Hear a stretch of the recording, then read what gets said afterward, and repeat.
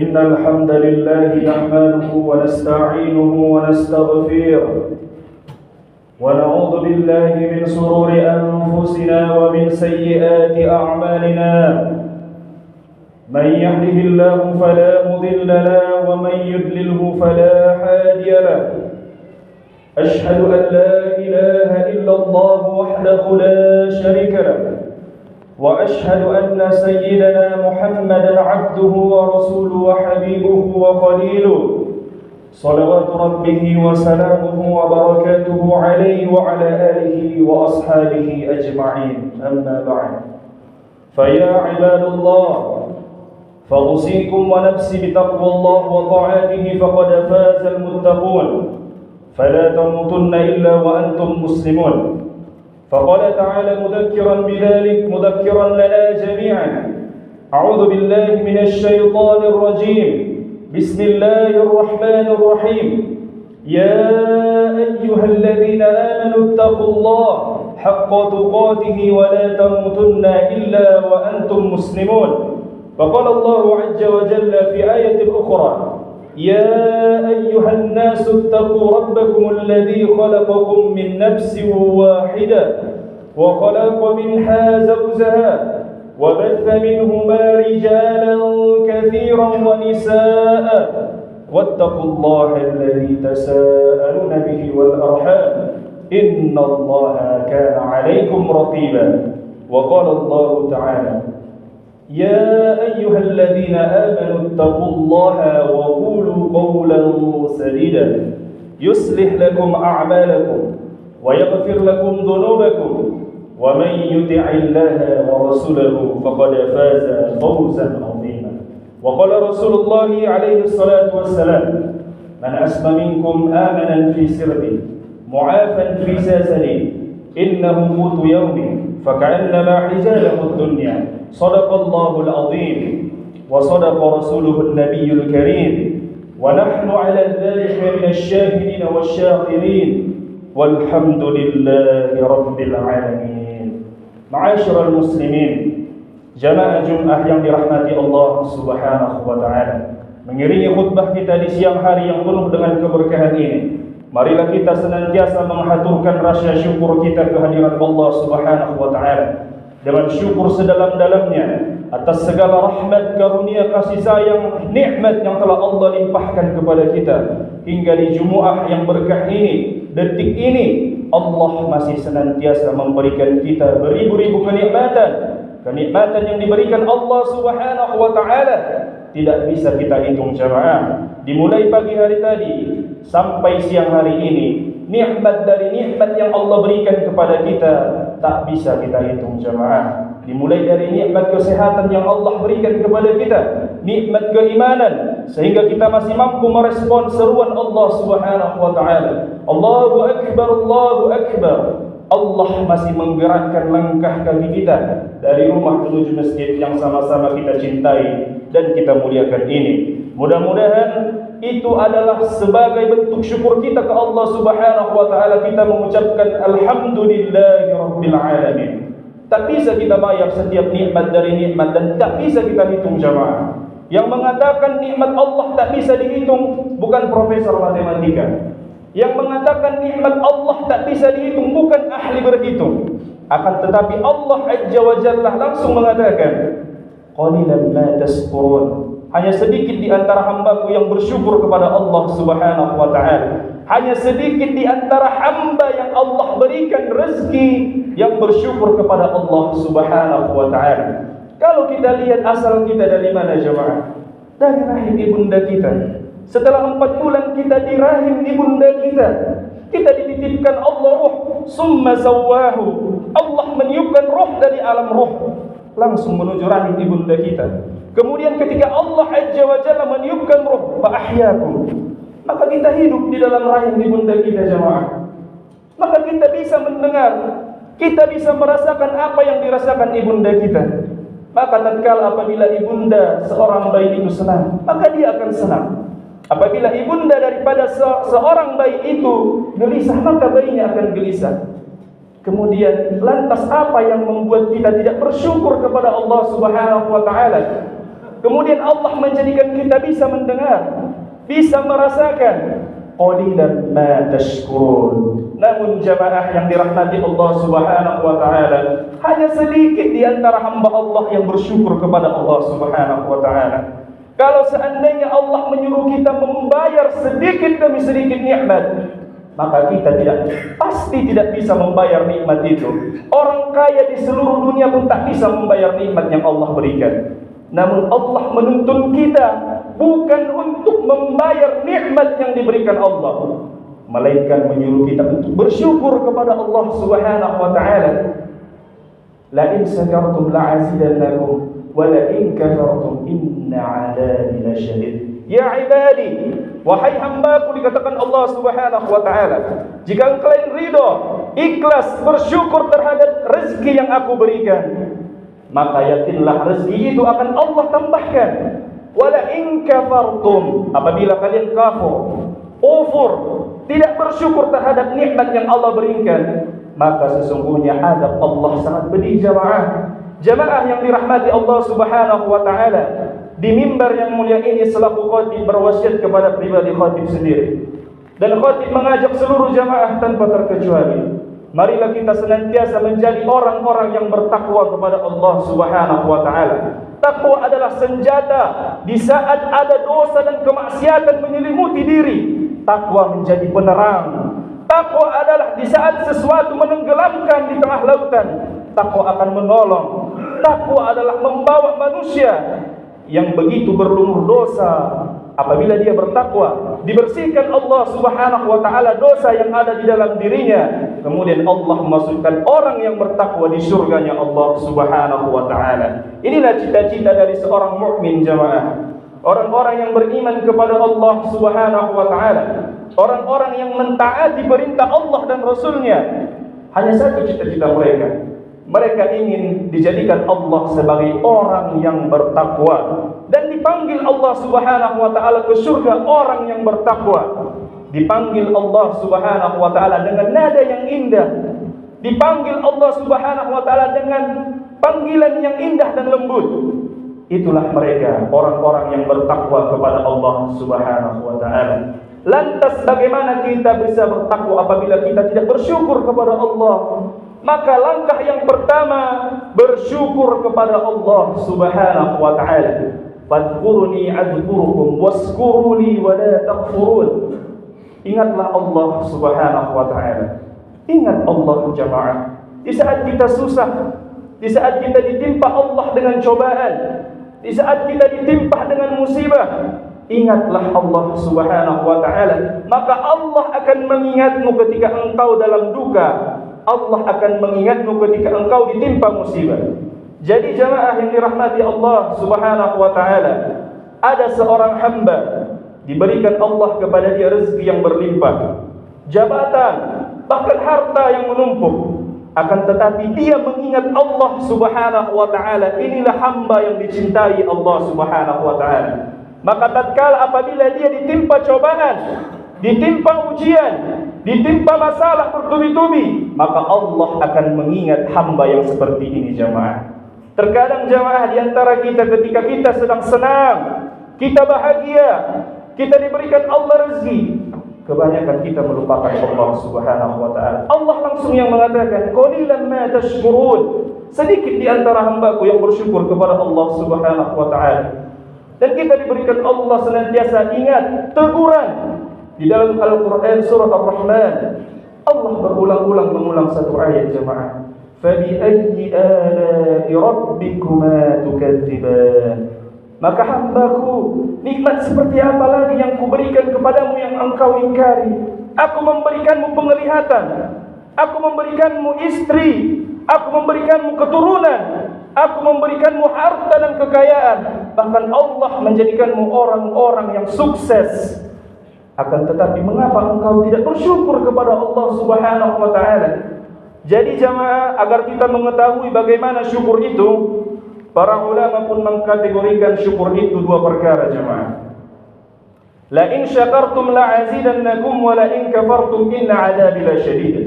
Apabila kalian bersyukur maka nikmat itu akan Allah tambahkan. Yang menjadi pertanyaan, nikmat seperti apa yang Allah tambahkan, rezeki seperti apa yang Allah tambahkan, dan syukur seperti apa yang Allah tambahkan kepada kita. Yang pertama adalah rezeki yang diberikan Allah kepada kita hari ini, kita pergunakan di jalan Allah Subhanahu wa taala. Kita melihat anak yatim sedang kelaparan, kita memberi kepada mereka jemaah. Kita melihat tetangga kita yang tidak mampu, yang terkadang kita masak dengan makanan yang enak, mereka belum makan, kita memberi kepada mereka jemaah. Kita melihat saudara kita yang membutuhkan, bahkan mereka yang mengontrak, ongkos rumahnya pun sudah tidak terbayar, kita membantu kepada mereka jemaah. Maka rezeki seperti inilah yang akan Allah tambahkan jemaah. Rezeki itu akan Allah tambahkan. Dan janganlah kalian kufur, mengingkari, tidak mau berbagi. Ketika di masa-masa sulit engkau memohon rezeki kepada Allah Subhanahu wa taala. Di waktu zuhur engkau meminta rezeki, engkau salat lebih awal. Di asar engkau datang lebih awal. Tapi tatkala Allah sudah memberikan rezeki kepadamu, mengapa engkau kufur? Mengapa engkau tak mau membantu mereka yang membutuhkan? Mengapa engkau tidak mau menolong mereka yang meminta sedikit daripada rezekimu? Maka sesungguhnya jemaah, azab Allah sangat pedih. Azab Allah kepada mereka yang kufur. Kufur adalah perbuatan menyimpang dari seorang muslim. Dia sudah bersyahadat. Jamak daripada kufur adalah kafaru. Dia sudah bersyahadat. Dia yakin Allah itu Tuhan. Dia yakin Rasulullah alaihi salatu wassalam, Nabi Muhammad adalah Nabi terakhir. Tapi perilaku dia sama seperti perilaku orang-orang kafir yang belum bersyahadat. Thumma na'udzu billahi min dzalik. Inilah jamaah yang harus kita hindari dalam kehidupan yang fana ini. Menghindari sifat kufur. Apabila kita diberikan Allah rezeki, ingat di dalam rezeki kita masih ada rezeki saudara kita jamaah. Mari kita berbagi. Dan dikatakan oleh Rasulullah alaihi salatu wassalam, mereka yang berbagi kepada orang-orang fakir yang membutuhkan, kepada yatim, kepada saudara mereka, maka segala duit yang mereka infakkan itu akan dibalas Allah di surganya Allah Subhanahu wa taala. Yang kedua adalah rezeki yang Allah berikan kepada kita, kita pergunakan di jalan yang tidak Allah murkai. Kita boleh berbagi, kita boleh membantu, kita boleh menginfak dengan ikhlas, intinya jamaah yang dirahmati Allah Subhanahu wa taala. Jadi syukur yang dikategorikan oleh para ulama adalah mempergunakan rezeki yang diberikan Allah Subhanahu wa taala sesuai dengan apa Allah inginkan, membantu agamanya Allah Subhanahu wa taala. Maka kita akan mendapatkan balasan rezeki yang lebih besar jamaah yang dirahmati Allah Subhanahu wa taala. Bisakah kita mensyukuri sedikit saja nafas yang kita hirup? Apabila Allah meminta bayaran daripada nafas yang kita hirup, oksigen yang kita hirup, maka tatkala kita tidak akan pernah bisa membayarnya jamaah yang dirahmati Allah Subhanahu wa taala. Dan mulianya Allah Subhanahu wa taala, oksigen yang kita hirup udara adalah 25%. Dalam 85%-nya adalah ada CO tunggal, ada CO2, ada karbon dioksida, ada sulfat dan lain sebagainya jemaah. Akan tetapi apabila kita hirup udara ini, tidak masuk asam sulfat, tidak masuk CO2, tidak masuk CO tunggal, yang masuk adalah oksigen jemaah yang dirahmati Allah Subhanahu wa taala. Siapa yang menyaring? Allah Subhanahu wa taala. Apabila kita masuk di ruangan yang penuh dengan asap dan kabut, kita hirup, yang masuk adalah oksigen jamaah. Itulah kekuasaan dan kemuliaannya Allah kepada kita. Itulah kasih sayang dan rahmat Allah kepada kita. Jadi perlu kita pertanyakan, apakah kita sudah bersyukur kepada Allah Subhanahu wa taala? Itulah yang penting. Apabila kita bersyukur, Allah akan tambahkan. Fadhkuruni adhkurukum waskuruni wala takfurun, dikatakan Allah, dan jangan lupa untuk mengingat Allah. Substansi daripada berkehidupan adalah mengingat Allah Subhanahu wa taala. Apabila ada seorang hamba dalam hidupnya tak mau mengingat Allah Subhanahu wa taala, congkak dengan tidak membutuhkan Allah Subhanahu wa taala, maka manusia seperti ini begitu merugi jamaah. Maka dikatakan Allah Subhanahu wa taala, "Wasta'inu bis-sabri was-salat." Ketika ujian datang, cobaan datang, masalah datang untuk menguatkan dirimu, perlu kita ketahui jemaah, cobaan itu datang, ujian datang, musibah datang untuk menguatkan ketakwaan seseorang. Apabila ujian datang, apa yang harus kita lakukan jemaah? Menghubungi kolega kita, menghubungi orang dalam kita, menghubungi pimpinan kita. Ini adalah perbuatan yang keliru jemaah. Siapa yang memberikan cobaan dan ujian? Siapa yang memberikan masalah dan cobaan? Allah Subhanahu wa taala. Maka kembalikan masalah itu kepada Allah. Dan dikatakan Allah Subhanahu wa taala, "Wasta'inu bis-sabri was-salat." Pertama, terima dulu masalah itu. Ikhlas menerima masalah itu. Kemudian mintakan pertolongan kepada Allah Subhanahu wa taala bis-sabri, dengan rasa sabar yang terbalut di hati kita, kemudian dengan menunaikan ibadah salat. Jadi inilah puncak ketakwaan dari seorang hamba. Diberikan Allah Subhanahu wa taala cobaan, musibah, dia bersabar. Diberikan Allah Subhanahu wa taala kepadanya rezeki, jabatan yang meningkat, kenikmatan, dia menjadi orang yang bersyukur kepada Allah Subhanahu wa taala. Jadi yang dua inilah yang dikatakan oleh Imam Al-Ghazali, imam yang begitu terkenal di seluruh dunia, yang kitabnya diterjemahkan dalam seluruh bahasa, berbagai bahasa, Imam Al-Ghazali.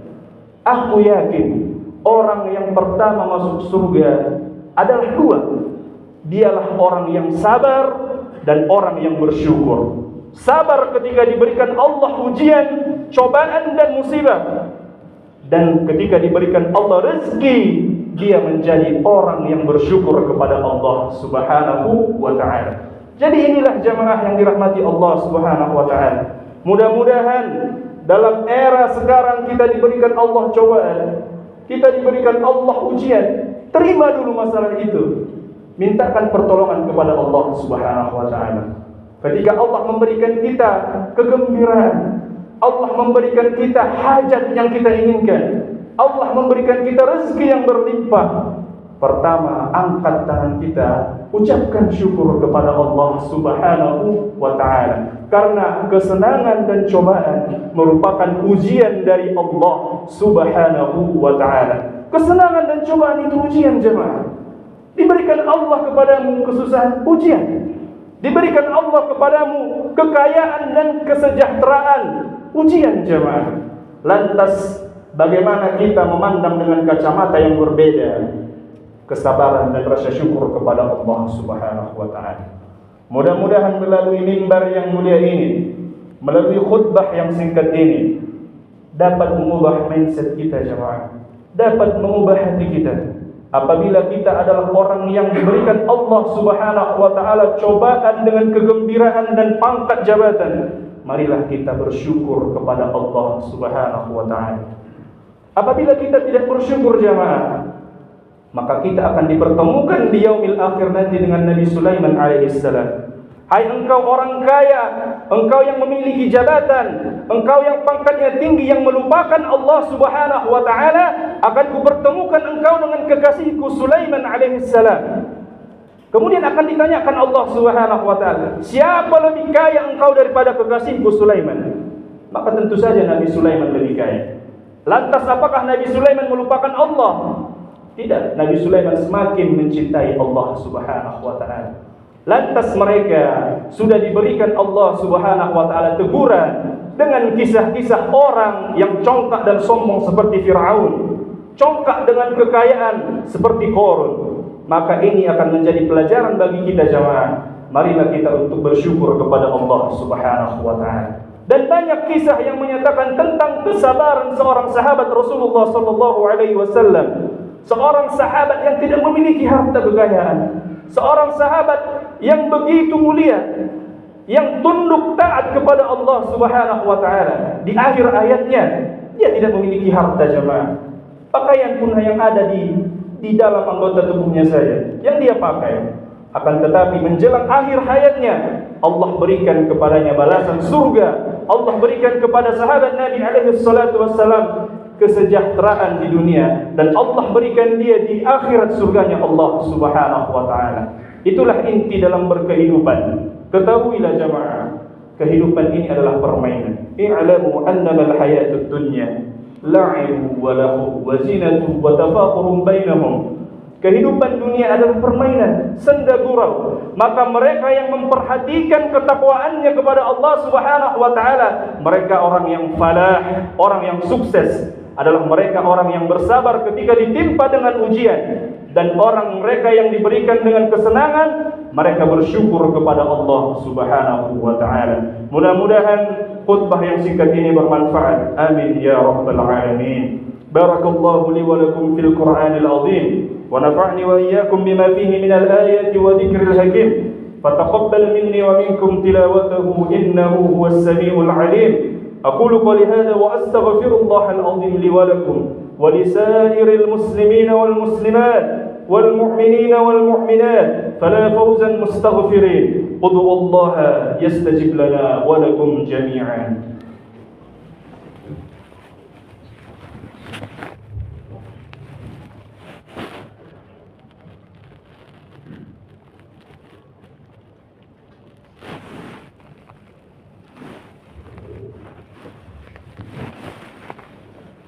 حمدا وشكرا لله وصلاة وسلاما على رسول الله سيدنا ومولانا محمد بن عبد الله وعلى آله وصحبه ومواله. أما بعد فيا عباد الله فأوصيكم ونفسي بتقوى الله وطاعته فقد فاز المتقون فلا تموتن إلا وأنتم مسلمون. فقال الله عز وجل مذكرا بذلك يا أيها الذين آمنوا اتقوا الله حق تقاته ولا تموتن إلا وأنتم مسلمون. فقال الله فتزودوا فإن خير الزاد التقوى إن الله وملائكته يصلون على النبي يا أيها الذين آمنوا صلوا عليه وسلموا تسليما. اللهم صل وسلم وبارك على سيدنا محمد وعلى آل سيدنا محمد كما صليت وسلمت وباركت على إبراهيم وعلى آل إبراهيم في العالمين إنك حميد مجيد. عن سعادتنا وخلفاء الراشدين سعادة أبي بكر وعمر وعثمان وآله وعن كل صحابة رسول الله أجمعين والتابعين ومن تبع التابعين ومن تبعهم بإحسان إلى يوم الدين وعلينا معهم برحمتك يا أرحم الراحمين. اللهم اغفر للمسلمين والمسلمات والمؤمنين والمؤمنات الأحياء منهم والأموات إنك سميع قريب مجيب الدعوات آمين ويا قاضي الحاجات. اللهم انصر الإخوان والمسلمين والمجاهدين في فلسطين. اللهم انصر الإخوان والمسلمين والمجاهدين في كل مكان وكل زمان يا أرحم الراحمين. اللهم ربنا اغفر لنا ولإخواننا الذين سبقونا بالإيمان ولا تجعل في قلوبنا غلا للذين آمنوا ربنا إنك رؤوف رحيم. ربنا ظلمنا أنفسنا وإن لم تغفر لنا وترحمنا لنكونن من الخاسرين. اللهم ربنا أفرغ علينا صبرا وتوفنا مسلمين. ربنا آتنا في الدنيا حسنة وفي الآخرة حسنة وقنا عذاب النار والحمد لله رب العالمين. عباد الله إن الله يأمر بالعدل والإحسان وإيتاء ذي القربى وينهى عن الفحشاء والمنكر والبغي يعظكم لعلكم تذكرون. فاذكروا الله العظيم يذكركم واشكروا على نعمه يزدكم ولذكر الله أكبر والله يعلم بما تصنعون. وأقيموا الصلاة. الله أكبر الله أكبر. أشهد أن لا إله إلا الله. أشهد أن محمدا حي على الصلاة حي على الفلاح قد قامت الصلاة قد قامت الصلاة الله أكبر الله أكبر لا إله إلا الله